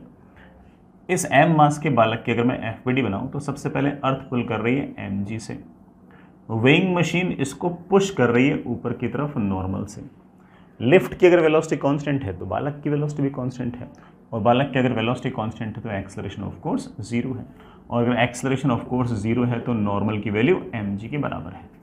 अगर मैं वेइंग मशीन की अगर बात करूं तो यही नॉर्मल फोर्स वेइंग मशीन पर नीचे लगेगा, और जैसे मैंने आपको बताया कि वेइंग मशीन क्या करती है? वेट मेजर करती है। तो कितना वेट मेजर करेगी? mg, ये mg मेजर करेगी, ठीक है। तो this will be the reading. वो अलग बात है बेटा, अक्सर हमारे घरों में जो वेइंग मशीन पड़ी रहती है ना, वो g से डिवाइड करने के बाद आंसर दे रखा होता है, g से, क्योंकि वो मास बताते हैं ना, इसलिए उसमें g से डिवाइड करने के बाद आंसर दे रखा होता है। तो वो कोई इतना बड़ा इशू नहीं है, ठीक है। समझ आ गई बात? अगर मान लो मैं इसी में चेंज कर लेता हूँ, तुम बेटा पूरा लिखना। अगर मैं ये कहूँ कि इसका एक्सेलरेशन ऊपर की तरफ a है, अब क्या होगा? अगर लिफ्ट का एक्सेलरेशन ऊपर की तरफ a है, अब आपका नॉर्मल mg के बराबर नहीं होगा। लिफ्ट का अगर एक्सेलरेशन ऊपर की तरफ a है तो ऑफकोर्स बड़ा बालक का एक्सेलरेशन भी ऊपर की तरफ a होगा, और बालक का अगर एक्सेलरेशन ऊपर की तरफ a होगा तो मैं न्यूटन्स लॉ ऑफ मोशन ऐसे लगाऊंगा, एक्सेलरेशन ऊपर तो नेट फोर्स भी ऊपर, n ऊपर mg नीचे, तो ऊपर की तरफ नेट फोर्स हो गया n minus mg, that should be equals to mass into acceleration, और नॉर्मल की मेरे पास वैल्यू आ गई है m into g plus a. तो जो नॉर्मल, ऑब्वियस बात है कि इस बालक पर ऊपर लगा है वही नॉर्मल फोर्स बड़ा ऑफ कोर्स इस वेइंग मशीन पर नीचे लगा है, तो इस नॉर्मल फोर्स की वैल्यू अब मेरे पास आ गई है m into g plus a. तो जो इस वेइंग मशीन की रीडिंग होगी बड़ा क्या होगी? वो m इंटू जी प्लस ए, ठीक है। देखो ज़्यादा आ गई, तो ये तो mg से ज़्यादा आ गई। अच्छा, रीडिंग में एक बात और बोलूँगा मैं कि रीडिंग मेरे पास जो आई है m इंटू जी प्लस ए, ये ऑब्वियस बात है बेटा न्यूटन में आई है। बेटा किसमें आई है? न्यूटन में। क्योंकि बेटा मास इनटू एक्सेलरेशन है तो न्यूटन में आएगी। कई बार बेटा है ना आपको केजी के अंदर भी रीडिंग दिखाए जाते हैं, तो उसमें क्या करते हैं कि इस पूरे एक्सप्रेशन को जी से डिवाइड कर देते हैं। जी से डिवाइड करने के बाद आ जाएगी आपके पास 1 + a/g। इसे हम बोलते हैं kgf। क्या बोलते हैं बेटा? kgf। kgf मतलब किलोग्राम फोर्स, जो तुम सोच रहे हो वो नहीं, ठीक। और आप ऐसा कह सकते हो कि 1 kgf जो है वो g न्यूटन के बराबर है, या फिर ऐसे बोल दो बेटा 1 kgf जो है वो रफली 10 न्यूटन के बराबर है। ठीक है, बढ़िया, समझ गए होंगे इस बात को। अगर इसी लिफ्ट का एक्सेलरेशन, मैं तो बड़ा यहीं से काम चला लूँ, तुम तो पूरा लिखना। अगर इसी लिफ्ट का एक्सेलरेशन ऊपर की तरफ a की बजाय अगर नीचे की तरफ a होता, इस लिफ्ट का एक्सेलरेशन अगर नीचे की तरफ a होता तो ऑफ कोर्स इस बालक का एक्सेलरेशन भी नीचे की तरफ a होता, और अगर बालक का एक्सेलरेशन नीचे की तरफ a होता तो ऑब्वियस बात है कि बेटा हमें न्यूटन्स लॉज ऑफ मोशन वापस से लगाना पड़ता। लगा देंगे, हमें क्या है, हमें तो बताओ एक्सेलरेशन है नीचे तो नेट फोर्स भी नीचे। कितना है नीचे की तरफ नेट फोर्स? नीचे की तरफ mg लग रहा है, और वेइंग मशीन ने ऊपर की तरफ नॉर्मल लगाया है, तो mg - n ये नीचे की तरफ फोर्स है, and it should be equal to mass into acceleration. तो नॉर्मल फोर्स मेरे पास आ गया m × g - है। तो ये जो नॉर्मल है ये mg के बराबर भी हो सकता है, mg से छोटा भी हो सकता है, mg से बड़ा भी हो सकता है, depending on situation. In general हम जानते हैं कि mg के बराबर होगा। तो जो नॉर्मल फोर्स बेटा ऑफ कोर्स बालक पर ऊपर लगा है, वही बालक ने वेइंग मशीन पर नीचे लगाया है, और नॉर्मल की value of course m × g - है। ये जो m × g - a है, इसकी unit is going to be obviously newton. अगर कोई कहते सर मुझे तो है ना केजी में आंसर चाहिए, बेटा केजी में आंसर चाहिए, जी से डिवाइड कर दे, और अगर जी से डिवाइड करोगे तो मेरे पास आ जाएगा m × क्या लिखो बेटा 1 - a/g। ये जो आंसर है इसको हम kgf लिखते हैं, बेटा क्या लिखते हैं? kgf या किलोग्राम फोर्स। ठीक है, बहुत ही ऐसे बेसिक सी थ्योरी थी, कोई बहुत बड़ा ऐसा काम नहीं था। आगे चलते हैं, इस पर सवाल थोड़ा बहुत ही आसान हो जाएगा, इसलिए मैं सवाल थोड़ा सा टफ बने इसलिए हल्की फुल्की काइनेमेटिक्स या ग्राफ घुसेड़ने की कोशिश कर रहा हूँ। सवाल आसानी बन पाएगा इसलिए है ना मैं थोड़ा सा और चीज़ उसमें इंक्लूड करने की कोशिश कर रहा हूँ। सुनिए बच्चों, ये आपके पास कोई लिफ्ट है, इस लिफ्ट के अंदर ये बड़ा कोई वेइंग मशीन है, इस वेइंग मशीन के ऊपर ऐसे एक बालक बैठा है 80 kg का, और इस लिफ्ट के पास कोई ना कोई वेलोसिटी है। इस लिफ्ट की जो ऊपर की तरफ वेलोसिटी है वो मुझे as a function of time graph के फॉर्म में दे रखी है। बस मैंने जानबूझ थोड़ा सवाल को टफ करने के लिए ग्राफ बोला है, अदरवाइज तो बेटा ठीक है, सवाल बहुत ही ज़्यादा आसान हो जाएगा, फिर तो क्या पूछूंगा, नॉर्मल तो निकालना है, तुम खुद ही निकाल लोगे, तो मैं जानबूझ के थोड़ा सा बड़ा ऐसा कर रहा हूँ। ठीक है, और वेलोसिटी वर्सेस टाइम ग्राफ जो है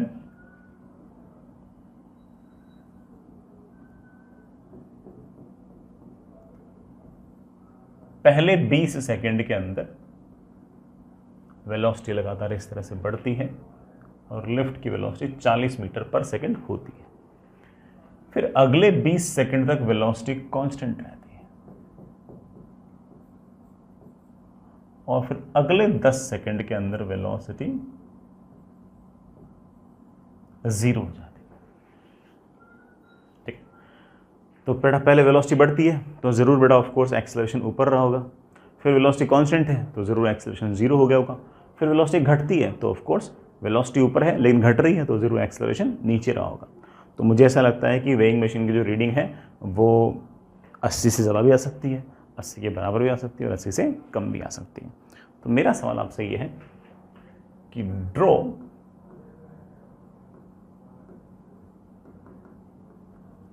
reading of weighing machine versus time curve, और रीडिंग ऑफ वेइंग मशीन और टाइम के बीच में जो ग्राफ है वो प्लॉट कीजिए। आसान से ग्राफ है बेटा, बना दीजिए। चलो बच्चों निपटाते हैं इस काम को ना। सबसे पहले ना ये देखो कि 0 से लेकर 20 सेकेंड्स तक देखो, वेलोसिटी और टाइम ग्राफ जो है वो एक स्ट्रेट लाइन है, और अगर स्ट्रेट लाइन है तो ऑब्वियस बात है कि उसका स्लोप कांस्टेंट है, और अगर उसका स्लोप कांस्टेंट है इसका मतलब उसका एक्सेलरेशन भी तो कांस्टेंट है। ये तो कहानी थी बेटा सारी से। और अगर ये वाला एंगल थीटा है तो हम बड़े आराम से कह सकते हैं कि tan theta is perpendicular upon base. Perpendicular है 40 मीटर पर सेकेंड, बेस है 20 सेकेंड, मेरे ख्याल से आ गया 2 मीटर पर सेकेंड स्क्वायर। तो इसका 0 से लेकर 20 सेकेंड तक एक्सेलरेशन है 2 मीटर पर सेकेंड स्क्वायर। और एक्सेलरेशन किस तरफ है? ऑफ कोर्स बड़ा वेलोसिटी की तरफ है, तभी तो बड़ा ऑब्वियस बात है कि स्पीड बढ़ी है। तो अगर इस बालक को अगर देखें तो बालक की बड़ा क्या एफबीडी होगी? सबसे पहले नीचे की तरफ mg, 80 किलो का बालक है, mg आएगा 800 न्यूटन। जो वेइंग मशीन होगा वो ऊपर की तरफ नॉर्मल लगाएगा, और इस बालक का एक्सेलरेशन आएगा ऊपर की तरफ 2 मीटर पर second square. Normal -800 is equals to mass into acceleration. Normal की वैल्यू आ गई 916 न्यूटन। बेटा 916 न्यूटन बोल दो या फिर 10 से डिवाइड करके 96 kgf बोल दो, एक ही बात है। इसका मतलब 0 से लेकर 20 सेकंड तक एक्सेलरेशन कांस्टेंट है, नॉर्मल फोर्स कांस्टेंट है, और नॉर्मल फोर्स की वैल्यू 96 kgf या 960 न्यूटन है। बिल्कुल टफ नहीं लगा होगा, आसान से लगा होगा। आगे चलते हैं, अब बात करते हैं 20 से लेकर 40 सेकंड तक। 20 से लेकर 40 सेकंड्स तक तो सबसे आसान है। 20 से लेकर 40 सेकंड्स तक आपकी वेलोसिटी जो है वो ग्राफ में कांस्टेंट दिखा रखी है। वेलोसिटी कांस्टेंट दिखा रखी है तो ऑब्वियस बात है कि आपका एक्सेलरेशन तो 0 है, और अगर आपका एक्सेलरेशन 0 है तो normal must be equal to mg। जो नॉर्मल वेइंग मशीन ने बालक पर ऊपर लगाया है वही नॉर्मल बालक ने वेइंग मशीन पर नीचे लगाया है, और वही ऑफ कोर्स मेजर हो रहा है। mg मेरे ख्याल से कितना 800 न्यूटन आ गया होगा।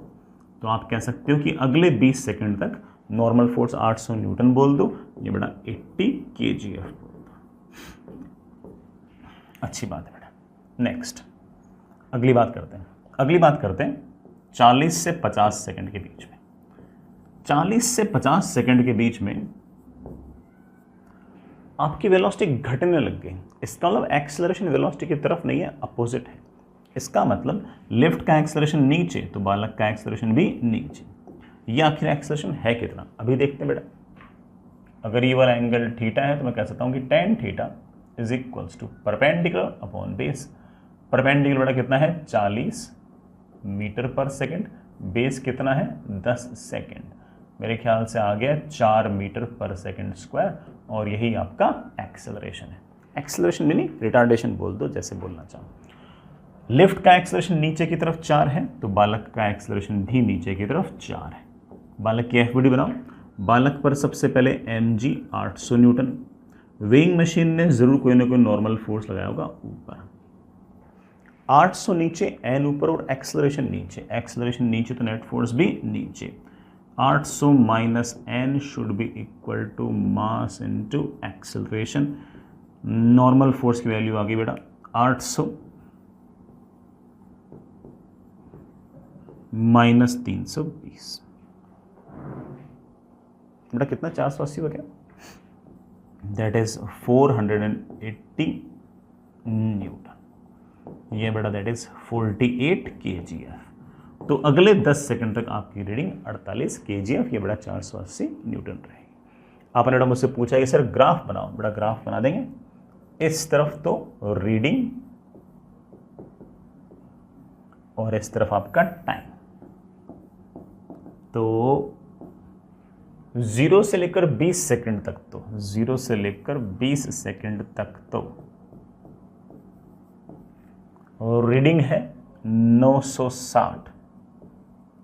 रीडिंग बेटा मैं न्यूटन में लिख रहा हूं, केजीएफ में लिखता तो 96 लिख देता हूं। फिर 20 से लेकर 40 सेकंड तक कहाँ गया बेटा? अच्छा, 20 से लेकर 40 सेकंड तक ये रहा।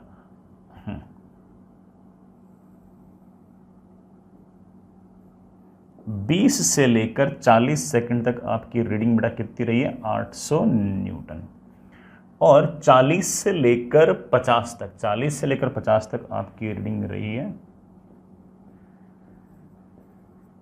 कितनी?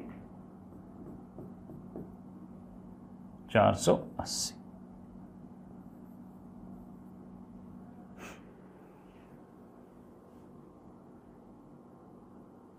ठीक है ना, चल जाएगा। मैंने जानबूझ के बड़ा ग्राफ इसलिए पूछे, अदरवाइज बड़ा सवाल में क्या पूछता, इतना टफ सवाल बन, मतलब कुछ बन ही नहीं पाता फिर तो क्या पूछते। ठीक है, आगे चलिए। नेक्स्ट इज, इसी तरह से वेट मेजर करने का एक इंस्ट्रूमेंट और है, that is spring balance. That is spring balance. Heading लिखिए बेटा, नाम से ही आइडिया लग गया होगा। स्प्रिंग बैलेंस बेटा हुक स्लो पर या फिर बेटा हमारे स्प्रिंग पर, स्प्रिंग का जो वर्किंग है उस पर डिपेंड करता है ना। सारी कहानी बेटा आप आराम से सुनिएगा। स्प्रिंग बैलेंस अगर सिंपल शब्दों में कहूँ तो बड़ा ठीक है, वेट मेजर करता है। और अगर फिजिक्स के सेंस में कहूँ तो ये टेंशन मेजर करता है। जैसे वेइंग मशीन नॉर्मल मेजर करता है, ये टेंशन मेजर करता है। वो अलग बात है कि अक्सर सवालों के अंदर टेंशन और mg बराबर होते हैं, तो हम बोलते हैं कि ये वेट को मेजर करता है या फिर मास को मेजर करता है, तो कोई बहुत ऐसा बड़ा फर्क नहीं पड़ता। ठीक, स्प्रिंग बैलेंस जो है वो मैं सामान्य शब्दों में कहूँ तो ऐसे कह सकता हूँ कि इन जनरल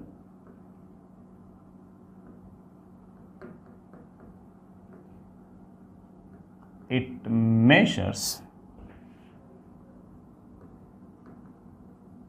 weight और मास। और वैसे क्या करता है फिजिक्स के सेंस में कि इट मेजर्स टेंशन। वो अलग बात है बेटा, जो इजी सिचुएशंस होती हैं उनमें टेंशन mg के बराबर होता है। क्या इसकी वर्किंग प्रिंसिपल है, सुनिएगा। सबसे पहले बेटा आपके पास इस तरह का अरेंजमेंट, ये बेटा कोई फिक्स्ड वॉल, इस फिक्स्ड वॉल के साथ बेटा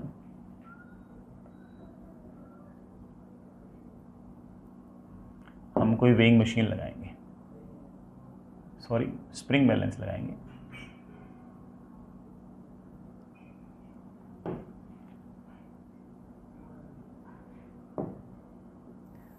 जो स्प्रिंग बैलेंस होगा वो बेटा ऐसे एक रेक्टेंगुलर सा बॉक्स होगा,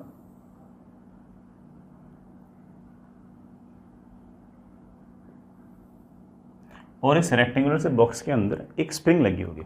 ऐसी स्प्रिंग जिसका अक्सर स्प्रिंग कांस्टेंट लार्ज होता है, जिसका स्प्रिंग कांस्टेंट बेटा लार्ज होता है, ऐसी spring, this is spring. Generally इसका जो K होता है वो लार्ज होता है। ठीक है, बाकी तो जरूरत के हिसाब से ठीक है। फिर इसके साथ में ऐसे एक पॉइंटर लगा होता है,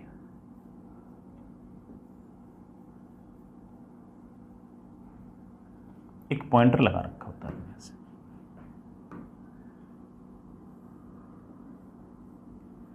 ये बेटा अपना एक पॉइंटर है।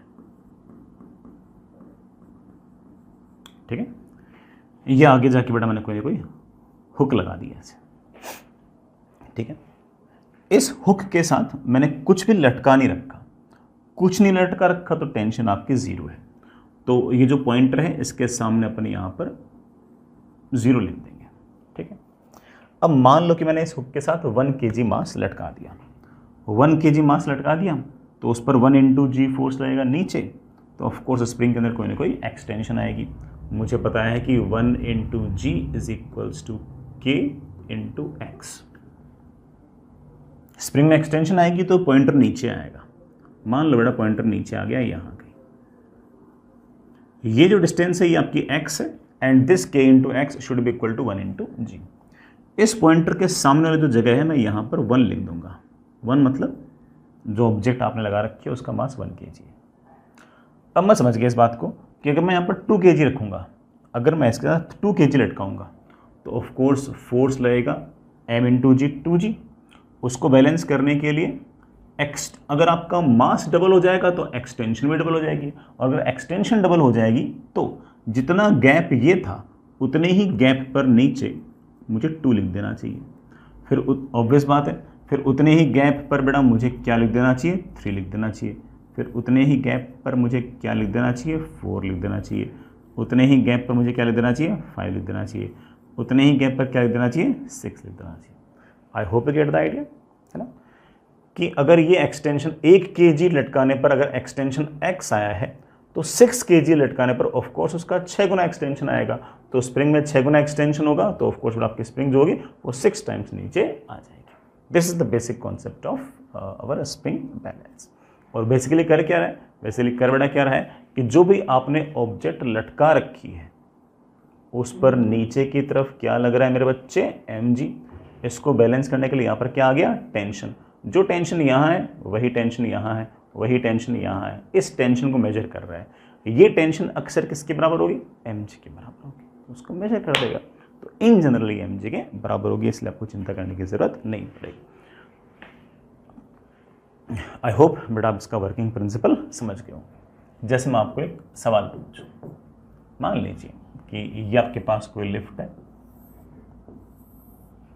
ये बेटा आपके पास कोई लिफ्ट है और ये आपके पास कोई स्प्रिंग बैलेंस है,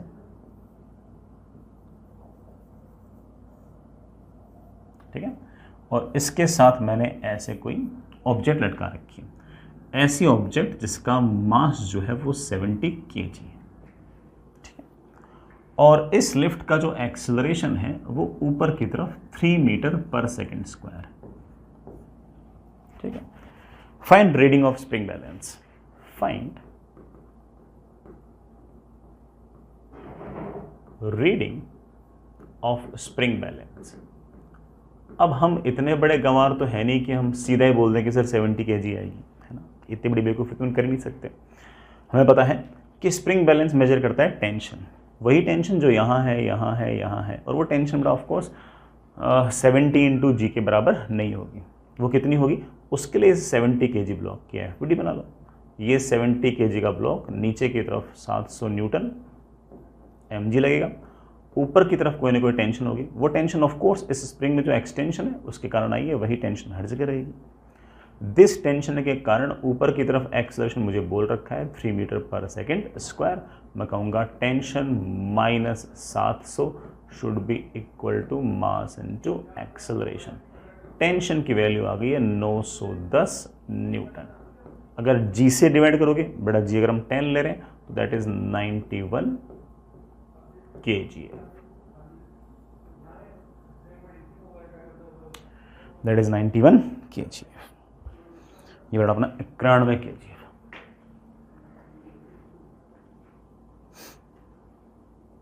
बड़ा कितना आ गया, 91 kgf। समझ लो इस बात को, बिल्कुल वही वेइंग मशीन टाइप कैसे इसमें सवाल बन जाएंगे, कोई इसमें कोई दिक्कत कभी भी आपको वैसे भी आएगी नहीं। मैं आपको जानबूझ के एक बेटा बहुत ही टफ सा सवाल कराने वाला हूँ। सवाल जो है मैं पहले बोल दूँ बेटा थोड़ा लॉजिकली टाइम टेकिंग है, कैलकुलेशन वाइज टाइम टेकिंग नहीं है, लेकिन लॉजिकली थोड़ा सा टाइम टेकिंग वाला है।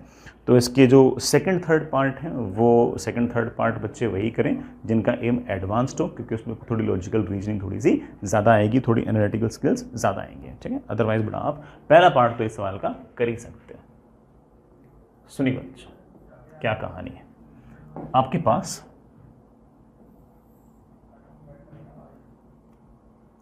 ये एक लिफ्ट है,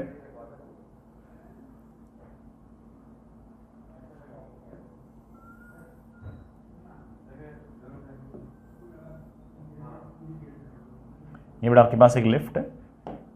इस लिफ्ट में ये एक वेइंग मशीन है। इस वेइंग मशीन पर ये एक बालक बैठा है। इस बालक का मास 60 kg है। फंकी हेयर्स वाला बालक है बेटा, ठीक है, मस्त मस्त बाल है। इसके ऊपर एक स्प्रिंग बैलेंस लगा दिया। और स्प्रिंग बैलेंस की जो हुक थी उससे अपने इस बालक को बांध दिया, तभी तो फंकी हेयर किए थे अपन ने, इसके बांध दिया। ठीक है, अब मुझे सवाल में ये बोल रखा है कि शुरुआत में रीडिंग ऑफ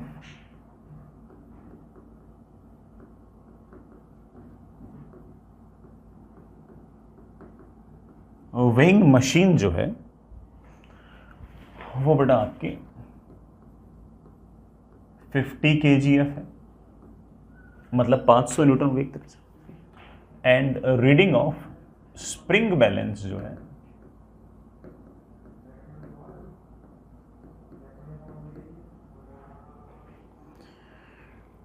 वो बेटा 25 kgf है, मतलब 250 न्यूटन है। ठीक, और सवाल मुझसे पूछा है कि find acceleration of lift, lift का एक्सेलरेशन बताओ। हालांकि जो लिफ्ट का एक्सेलरेशन है वही ऑफ कोर्स बालक का एक्सेलरेशन है। चलो करते हैं, बालक की एफबीडी बनाओ, आराम से, इत्मीनान से, प्यार से बालक की एफबीडी बनाओ। बनाएंगे बेटा, ये बालक, सबसे पहले बालक पर नीचे की तरफ mg, बेटा कितना 60 kg का बालक था ना, तो 600 न्यूटन आ गया।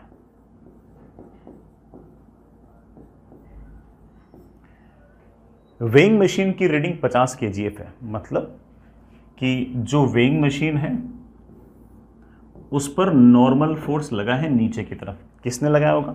ऑफ कोर्स बालक बैठा तो बालक ने लगाया होगा, और उस नॉर्मल फोर्स की वैल्यू मुझे सवाल में दे रखी है 50 kgf, मतलब 500 न्यूटन। कोई दिक्कत नहीं है, जो नॉर्मल फोर्स वेइंग मशीन पर नीचे है वही normal force by action reaction pair bye Newton's third law बालक पर ऊपर है। तो बालक पर वो नॉर्मल फोर्स है ऊपर की तरफ जिसकी वैल्यू है 500 न्यूटन। स्प्रिंग बैलेंस की रीडिंग है 25 kgf, मतलब जो आपका स्प्रिंग बैलेंस है उसके अंदर जो टेंशन है बेटा वो 250 न्यूटन है। तो ऑब्वियस बात है कि स्प्रिंग जो होगी वो ऊपर की तरफ इसको खींच रही होगी, और किसी न किसी टेंशन से, कितने से? 250। बालक का एक्सेलरेशन मैंने मान लिया ऊपर की तरफ a, हमें तो हल्का सा बड़ा न्यूटन से लगाना आता है। ऊपर की तरफ 250 प्लस ऊपर की तरफ 500 माइनस ऊपर की तरफ 600, ऊपर की तरफ net force must be equal to mass into acceleration. कितना मास थोड़ा इसका? 60 इंटू ए। हाँ बेटा कितना आ गया? 150 upon 60 is equals to a. Acceleration आ गया है 2.5 मीटर पर सेकेंड स्क्वायर। कितना बढ़िया सवाल था, अपन ने आराम से कर लिया। एक्सेलरेशन थोड़ा ऊपर की तरफ मेरे पास एक्सेलरेशन आ गया 2.5 मीटर पर सेकेंड स्क्वायर। और हमने ऐसे कोई बहुत कमाल थोड़ी किया, हमें तो सिर्फ और सिर्फ वेइंग मशीन क्या करती है, स्प्रिंग बैलेंस क्या करता है, उस बात को हमें गहराई तक पता था कि एग्जैक्टली वो क्या करते हैं। तो हमने बड़े प्यार से, बड़े इत्मीनान से सारा काम निपटा लिया, हमें डेप्थ पता थी, ठीक, इसलिए कर पाए। अगला सवाल, ये वाला सवाल मुझे लगता है कि सब बच्चों ने सोच लिया। अगला सवाल थोड़ा सा टफर होगा, कैलकुलेशन में टफ नहीं, वो बस वो सोचना थोड़ा सा टफ होगा, है ना।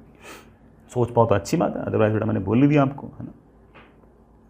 अगर मान लो कि इस लिफ्ट का एक्सेलरेशन मैं ऊपर की तरफ 2.5 की बजाय 3.5 मीटर पर सेकेंड स्क्वायर कर दूं,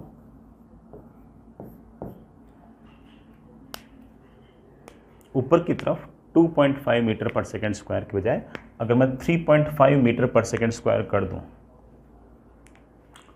तो वेइंग मशीन की और स्प्रिंग बैलेंस की रीडिंग में क्या चेंज आएगा?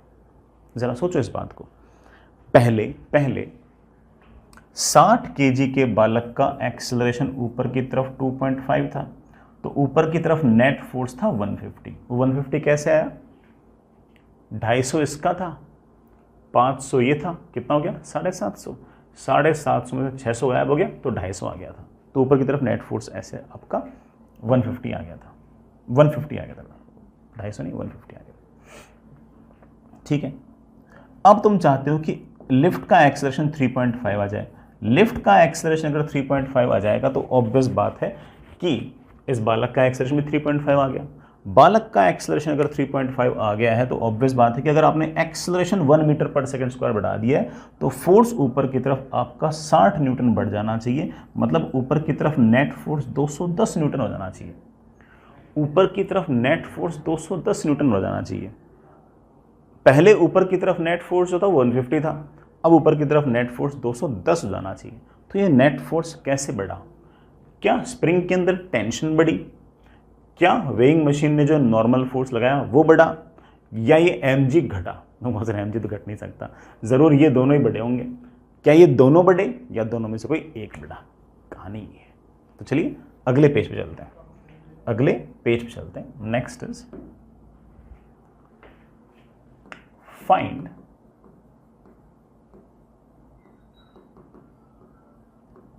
Reading of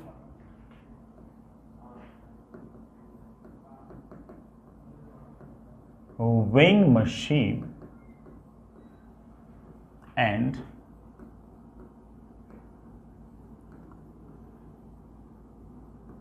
spring balance if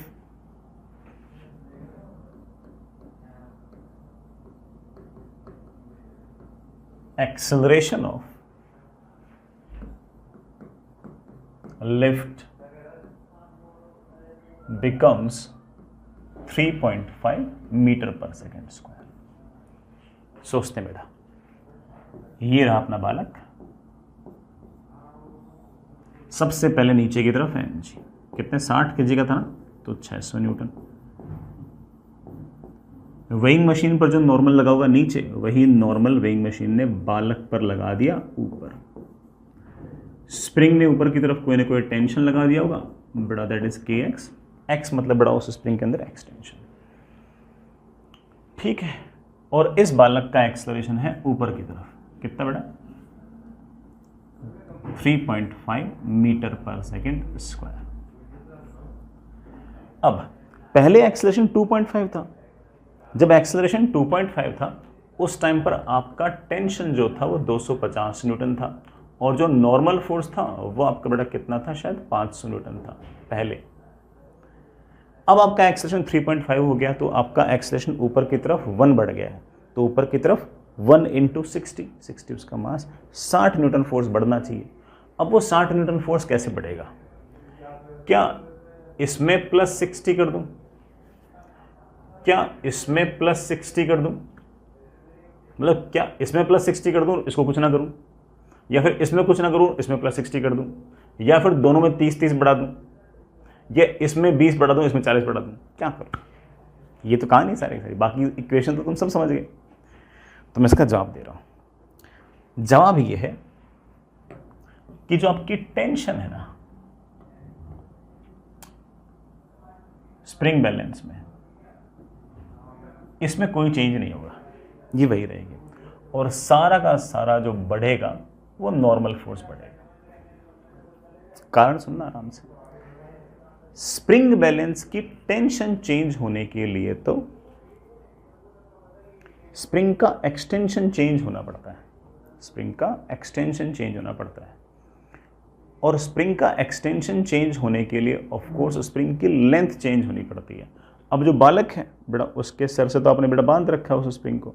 spring की लेंथ तभी चेंज हो सकती है जब या तो बालक नीचे आए या बालक ऊपर जाए। बालक नीचे तो बेटा आ नहीं रहा, कुछ बोल नहीं रखा। ऊपर बालक तभी जा सकता है जब उसके पैर जो है वो वेइंग मशीन से उड़ जाए। पैर अगर वेइंग मशीन से उड़ गए तो नॉर्मल फोर्स तो जीरो हो जाएगा। तो जब तक नॉर्मल फोर्स जीरो नहीं होता और बालक बिल्कुल ऐसे अगर स्ट्रेट खड़ा है तो आपके स्प्रिंग बैलेंस जो है उसकी स्प्रिंग की लंबाई चेंज नहीं हो सकती, और अगर उसकी लंबाई चेंज नहीं हो सकती तो उसका एक्सटेंशन चेंज नहीं हो सकता। उसका अगर एक्सटेंशन चेंज नहीं हो सकता तो उसके अंदर टेंशन चेंज नहीं हो सकती। तो आप बड़े आराम से कह सकते हो कि टेंशन इन स्प्रिंग तो बड़ा वही 250 ही रहेगी। हाँ, नॉर्मल फोर्स जो है वेइंग मशीन का वो 500 की बजाय 560 हो जाएगा। मैं इक्वेशन से भी बता सकता हूँ कैसे। ये रहा बालक। अच्छा, इक्वेशन थोड़ा लिखनी तो है, डायग्राम तो बना रखा है। ऊपर की तरफ टेंशन, इसमें कोई चेंज नहीं आएगा। और क्यों चेंज नहीं आएगा? क्योंकि x जो है वो चेंज नहीं होगा। x तो अनचेंज्ड है, तो ऑफ कोर्स आपका टेंशन चेंज्ड। आप कह सकते हो कि ऊपर की तरफ टेंशन है 250, ऊपर की तरफ नॉर्मल मुझे निकालना है, माइनस नीचे की तरफ 600 mg है, and it should be equal to mass into acceleration. Mass कितना है? 60, एक्सेलरेशन कितना है? 3.5। तो नॉर्मल फोर्स की मेरे पास वैल्यू आ गई है बेटा 600 इंटू 3.5, कितना हो गया बेटा? 210 प्लस 600 माइनस 250। मैंने कुछ गड़बड़ कर दिया? हाँ सही। That comes out to be बेटा 40 गया, that comes out to be 560 newton. बेटा 560 न्यूटन बोलो या 56 kgf बोलो, एक ही बात है। तो समझ जाना बेटा इस बात को कि अगर आपको इस तरह से कभी एक्सेलरेशन वगैरह चेंज किए तो उस एक्सेलरेशन वगैरह को चेंज करने के लिए जो फोर्स में चेंज आएगा वो ऐसा नहीं कि फोर्स में चेंज तो आधा बांट दो कि आधा स्प्रिंग को दे दिया और आधा आपने वेइंग मशीन को दे दिया, या फिर ना सारा स्प्रिंग को दे दिया, वेइंग मशीन में चेंज ही नहीं किया। सारा का सारा किसको देना है? वेइंग मशीन को। क्योंकि स्प्रिंग का जो टेंशन है वो तो चेंज तभी होता है जब एक्सटेंशन चेंज होता है। एक्सटेंशन चेंज होना इतना आसान काम नहीं है। अगर बालक पहले भी सीधा खड़ा था और अब भी सीधा खड़ा है तो स्प्रिंग के अंदर एक्सटेंशन तो वही रहेगा। ठीक है, आई होप आपको समझ में तो आ ही गया। आगे चलिए।